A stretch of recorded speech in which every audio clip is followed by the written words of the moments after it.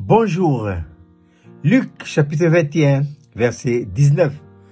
Le Seigneur nous dit ce matin, par votre persévérance, vous sauverez vos âmes.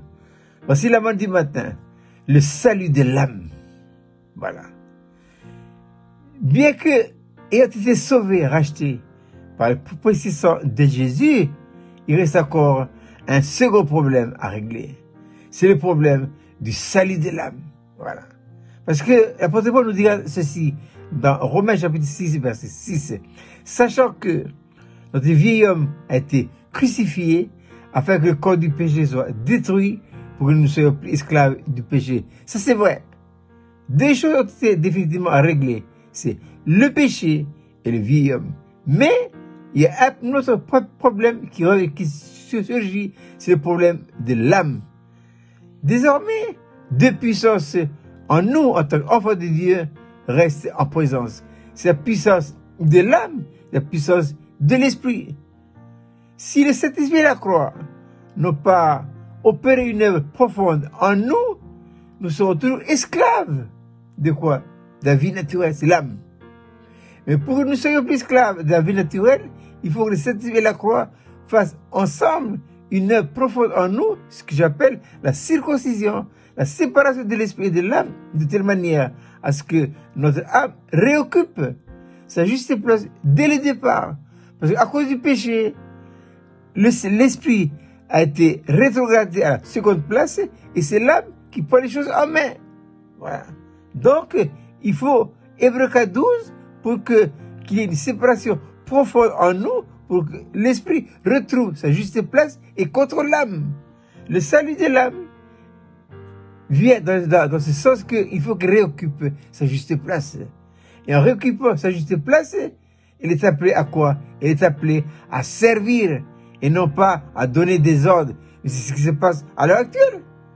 L'âme n'a jamais été créée par Dieu pour contrôler, pour diriger. Non, l'âme a été créée par Dieu pour obéir. Voilà. C'est pourquoi l'apôtre Pierre nous dira ce matin dans 1 Pierre chapitre 1, verset 9, parce que vous obtiendrez le salut de vos âmes au prix de votre foi. Il faut croire que la puissance du Saint-Esprit doit agir en vous et en moi, en relation avec la croix, pour délivrer notre âme de cet esclavage. Parce que l'âme, elle est capable de faire beaucoup de choses dans la vie. L'âme des païens comme l'âme des enfants de Dieu. Et ça, c'est caché, ça. Il faut la révélation.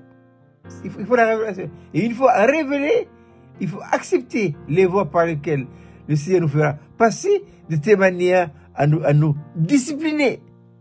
Et c'est par la discipline que notre âme retrouve sa juste place. Que dit Jacob au Péniel? Au Péniel, l'ange dit à Jacob, comment tu t'appelles? Et Jacob a dit, je m'appelle Jacob.